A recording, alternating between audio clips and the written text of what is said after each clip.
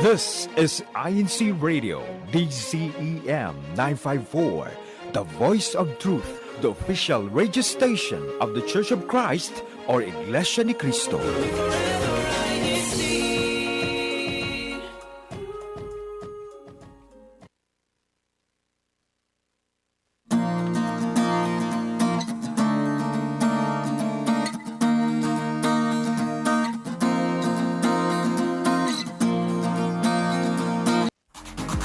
Hello. Hola! Bonjour! Konnichiwa! Ni hao! Ciao! Annyeonghaseyo.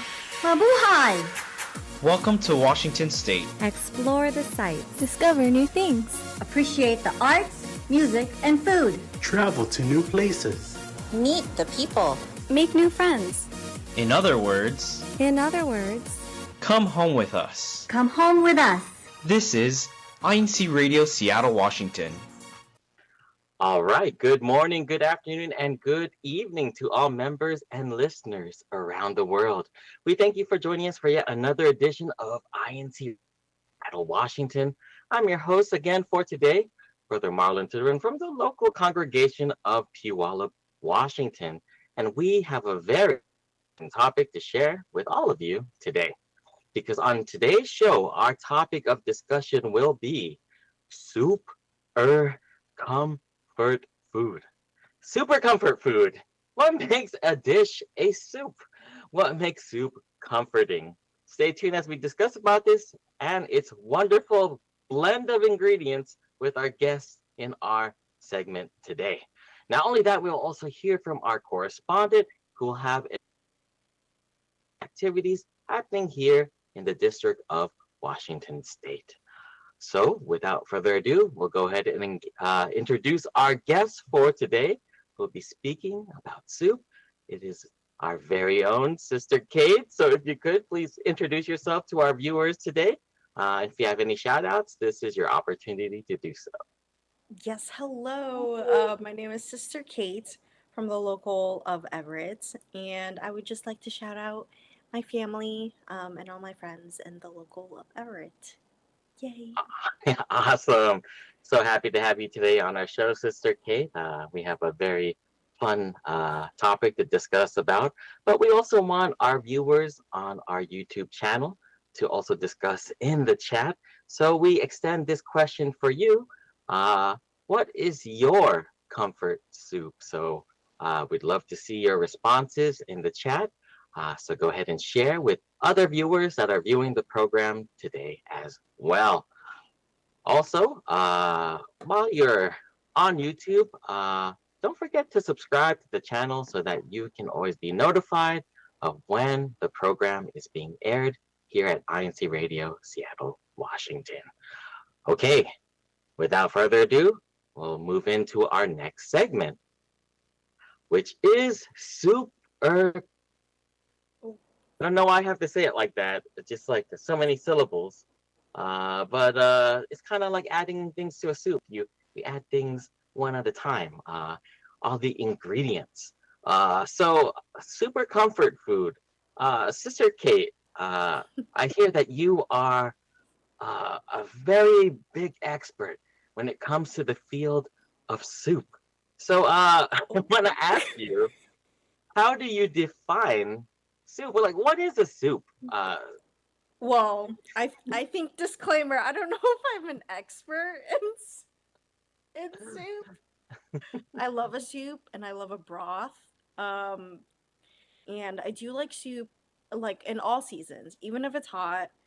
But especially when it's cold, obviously. But defining a soup, I always thought a soup is just more liquid, like something. If you could put it in a cup and drink out of it, I always thought that's what kind of soup is. Does the temperature matter when it's a soup? Ooh, yes. In my opinion, yes. A soup should be hot and warm. But I do know there is such a thing as like cold soups. Interesting. Like a more refreshing, I guess maybe something that you have more during the summer time. That's what I've heard. I've heard of colder soups. I've heard. I think it's called gazpacho. I don't know if that's a cold soup. Oh, gazpacho. I guess I we'd don't have to know. do our research later on that, but it does sound like it'd be refreshing if you were trying to have a meal during the hotter moments of the season, and you don't want to make yourself sweat with a hot bowl of soup. So it's a different way to cool down. Uh, would you consider a chowder a soup? I think a chowder is a soup because I feel like it's its own kind of dish. You know, like you can't. Oh, this is hard. Like you can't really include it in any like type of like thing you eat. Like chowder soup is like kind of its own category. Like you eat it with like bread and stuff. Right. I'm glad you added in like the bread part because there's a lot of different dishes that have the same consistency as a chowder. Mm. Um, Oatmeal comes to mind, Oh, cream of wheat. Uh, what other things have that kind of consistency? But yeah, I wouldn't consider a bowl of oatmeal a a soup soup. unless you could say otherwise. And speaking of breakfast items of oatmeal, would you consider cereal a soup? Oh. Cereal feels like its own kind of category of like cereal. Like it's its own thing because you're adding in a liquid. Oh, maybe that's the thing. Like for cereal, you're adding in the liquid, but soup, it's like you're blending it in, Okay, okay, I see where you're going with this. right? Where it's You're not necessarily cooking the items in the milk with the yeah, cereal, but with yeah, soup, usually the broth that's enveloping all the yeah. different ingredients in the pot are creating an amalgamation of all these ingredients to make something that's comforting and delicious. Uh, Brother Exactly. Andrew, I saw you smiling about our Yeah. definition of soup. Do you have anything to add about what is the consistency or what makes up a soup? Well, for me, in the local of Seattle, I don't really mind it's whether if it's a cold day or a hot day. I'm just glad to enjoy something. Hmm. I do think that soups have are its own thing compared to porridges, Mm. and there's a whole thing called a slurry, which is definitely it's more of like a the consistency is like very, I guess, more watery. That's probably not even food. Uh, yeah, I think porridges, I think stews. Brother Andrew is the real soup expert in this. I'm just seeing how things are, but I think cereal's a soup, in my opinion, Oh, Oh, really? so we You have do? someone on Team Cereal for because it soup. tastes good. It's good in the milk. That's what you add it. You add the cereal, and it makes the milk taste nice. Right? Because Yeah.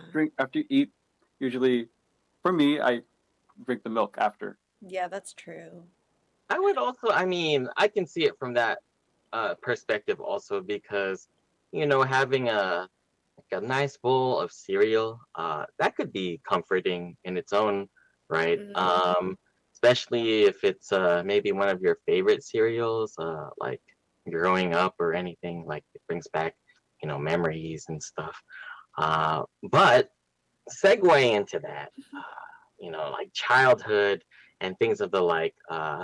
Sister Kate, do you have like a go-to comfort soup or maybe a soup you've enjoyed since you were a child? I think a lot of the soups I enjoyed are like the Filipino, like the popular Mhm, Filipino mhm. soups. Um, prior to this conversation, Brother Andrew had brought up sopas. Mm, That one's a mhm. really good, comforting kind of soup. And I remember sopas was one of the dishes I like tried to make when I was like living alone because it seemed really comforting and it was one of those things that I wanted when it just got colder because it's like, oh, I just because it's kind of like a creamy chicken noodle soup, kind Oh. of, in my opinion. And that's the type of soup I How about, like. how about you, brother Andrew? Do you have maybe a childhood favorite, or just what's your go-to comfort soup? For me, it has to be chicken noodle soup. It Mm-hmm. has to be the one in the can. I mean, anything that I could prepare or something like that where it's instant, it really means a lot. When I was sick, when I was when I was in bed, my mom would always make me chicken noodle soup. Oh, That's so for sure. it has It's that warm. memory attached to it. Mm. Yeah, and it was simple. It's nothing too extravagant like a stew, but it was Mhm. something that it filled me up uh, when my body wasn't able to take in a lot, right? Mm. Because your body needs enough energy to defend itself. Oh yes, it's just Yeah, definitely a go-to type of soup when you're feeling a little under the weather. I think it would be a good soup to describe like the rainy season here in Mm. Washington State, just a hot bowl of chicken soup. But we are a melting pot here. For me, some of my personal favorites, the but if we're talking about childhood, one of my favorite things was just the instant ramen cups Mm. of soup. That was always a treat to me. But I do enjoy a good bowl of ramen. Uh, Also, pho. Pho is Yeah. pretty comforting to me. Uh, have you ever had the Korean stone bowl soup where it's like boiling Oh, in the bowl? I don't think so. Even oh, that is definitely a must. We have a lot of great places here in the Tacoma area that serve that stone bowl soup. It's a Korean dish, usually served with a lot of side dishes too. If you ever been to Korean barbecue and you've Mm. had all the side dishes around you, think of it that way, but instead of Korean barbecue, you're having soup with all of your side dishes. So it's pretty delicious. But speaking of side dishes, what do you consider a side dish to have with soup? Uh, yes, Sister Kate. I well, before we go into that, I feel like similar to that Korean barbecue Hmm. kind of soup thing, I know a popular thing is like hot pot, Oh, yes, where it is basically just like soup and then you like put things in the soup to eat, which, yes. Oh, yes. feel like it's, That's popular. very comforting just to feel the warm the soup broth boiling in front of you and putting in all the ingredients. Being with a good company also, 'cause that's like a group activity when you have a Yeah. hot pot. I think hot pot or like Korean barbecue. Those are definitely group activities. You gotta Yes. go hungry is what you gotta do. But the side dish for soup, I think for me, I usually just stick to like bread Mm. in my side dish with soup because I love having like bread and like a ton of butter Mm. on it, and then I dip it. For me, we're not sponsored, obviously, but I go to a Whole Foods close to me, and I have like their soup there, and then I like eat it with bread, and then I call it my Victorian child meal, where it's just soup and bread and butter. It's really yummy. I like that. It really gets you in the mood for soup, especially if it gets you into character. I'm gonna I'm gonna eat this soup. I'm a Victorian kid, and I'm gonna really enjoy this meal because every portion of it is meaningful and comforts me. It does. It's so different. When you have it, you're like, oh, the soup will sustain me for the night. Okay, so going along with that, you were talking about, getting soup from different locations. Uh, when it comes down to it, do you prefer buying soup or making soup, and why?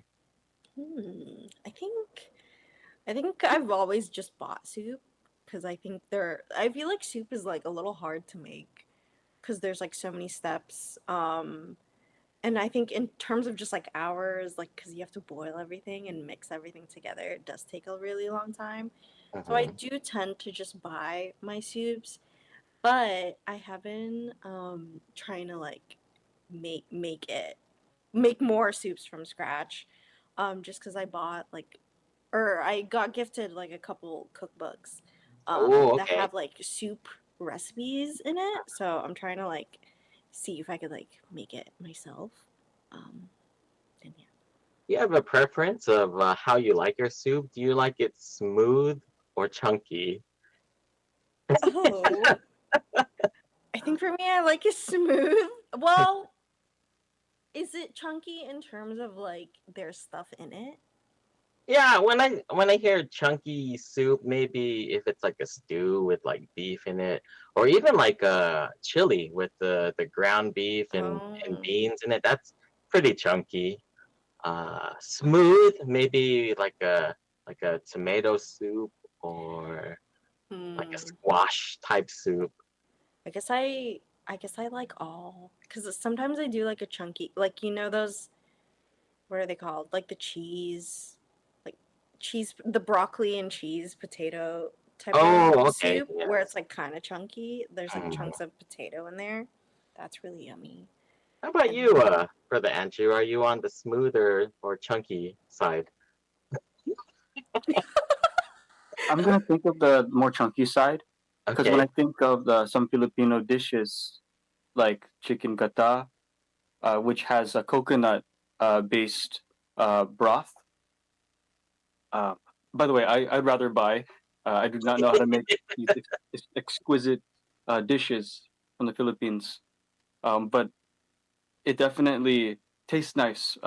Texture is very important for me personally, and when it comes to like sinigang, which is a very has a sour soupy taste, uh, I'd like to incorporate in my palate a lot of just a lot of harder textures compared to just having it all like all in one, or compared Yeah. to a smooth like it's like Hmm. it was just all in one. It could be quite overwhelming when you have a bit too much going on in a soup. Sometimes True, sometimes but simple can be best. yeah, I just don't want to mistake it being a juice. yeah, That's You don't want all. it to be that's too smooth. That's just Yeah. like a liquid at some point and just loses its soupiness. right. Uh okay, so this is a fun one. Have you ever had like what would you say is the most unusual soup you've ever had? I don't think I've had. I don't think I've had any unusual soups. I had one recently for the first time. It was at I'm not sure, it was an Asian restaurant. Oh, And it was like a seafood type soup, but it had pine. So you oh, got a mix of like sour and sweet and salty. And it surprised me at first because I thought it kind of looked like a type of curry. But when I took a sip of it, I was like, oh wow, is that what is that? Is that pineapple? So I've never had that before. There oh. was fish in it too, uh, but it was pretty good. I enjoyed that, but it's definitely something I've never had on my palate before. It's a really unusual mix. Brother Andrew, do you have an unusual soup that you've had before? For me, as a Filipino American, there's something called ginataang bilo-bilo, Oh, and this is where it's I'm reading the ingredients: sweet potatoes, coconut milk, and then there's some rice flour and tapioca. And it's a oh, dessert, but I think it's a soup because there's that uh, it has like a broth, right? it is And it's served warm warm. sometimes too. That's right.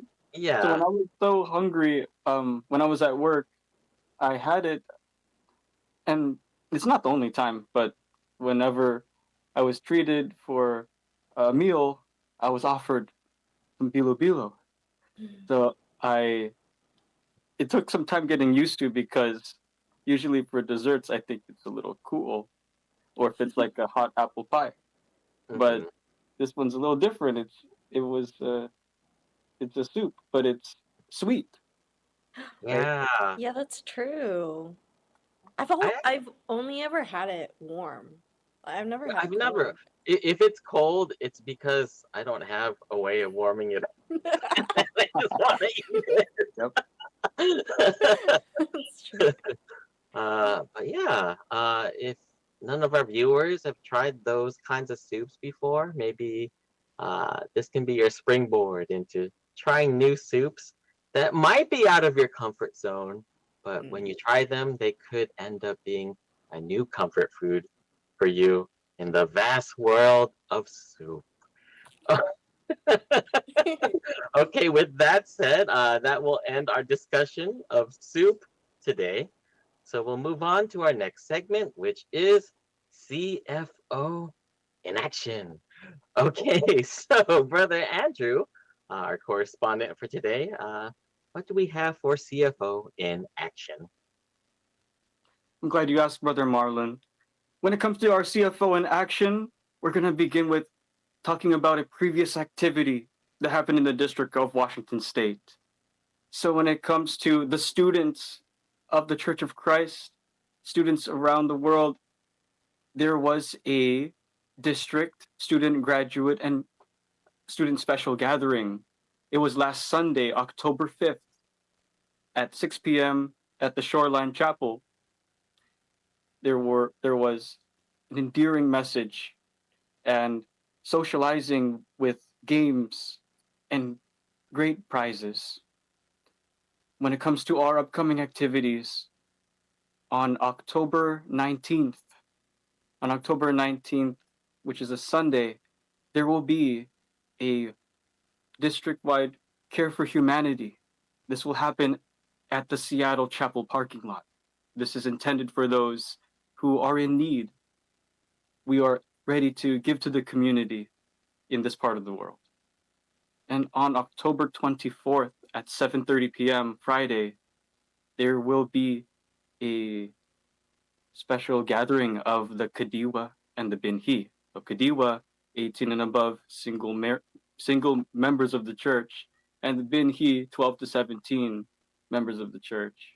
They will have a special gathering on Friday, October 24th at the Shoreline Chapel, 7:30 p.m. Okay. Right from that, when it comes to the weather, right now it it might be a little bit rainy uh, at at the moment for Saturday, but expect to have a little more partially sunny weather. But we're expected to have a lot of rain at the moment, so please stay dry uh, and continue to take care of yourself as fall approaches, where leaves are changing color and it gets darker pretty soon than before. That's all I have. Let's see you on the next CFO in action. All right. Thank you so much, Brother Andrew. Yes, we are getting the rainy weather here in Washington. That is our own natural soup from the sky here in the state. Some people find the rain comforting as well, to hear it falling on their houses and hearing the light as you sit indoors with your favorite bowl of soup. With that said, we'll move on to our next segment, Hidden Treasures. So go ahead and take it away, Kuyatek. It's always hard to say goodbye to summer. All those long days, warm nights, and backyard cookouts will be sorely missed. But then, we remember what fall brings, and we realize that the end of summer means the beginning of our favorite season of the year. Food-wise, that is. Fall means apples, pumpkins, squash, root vegetables, and everything we can make out of them. Plus, comfort food dishes and warm drinks. Fall foods feel cozier than wool socks and warmer than hugs. There's nothing like welcoming fall better than with a cup of a favorite warm drink like apple cider or hot cocoa. Celebrate the coolness of the season with a fancy noodle dish, savory chili, or a simple chicken noodle soup. Plaid jackets, fleece blankets, and warm foods. The crisp autumn air is best enjoyed with friends and family. Eating our way through fall on INC Radio Seattle. See you later. Okay, with that said, we have come to the end of our program, but we want to leave you with this cliffhanger statement leading into our next program.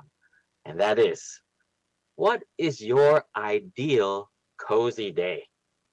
How do you unwind after a long day? We'd love to hear that. So please join us next week on INC Radio Seattle, Washington. So to be sure that you catch that program with all of us, there are several ways to tune into the program. One way is through our YouTube channel. Type in INC Radio DZEM 954 in the search bar, and you'll find us. Also, while you're there, don't forget to subscribe. And you can also catch the show at incradio.org. So spread the word, tell your friends and loved ones, so we can all get cozy together on our next program next week.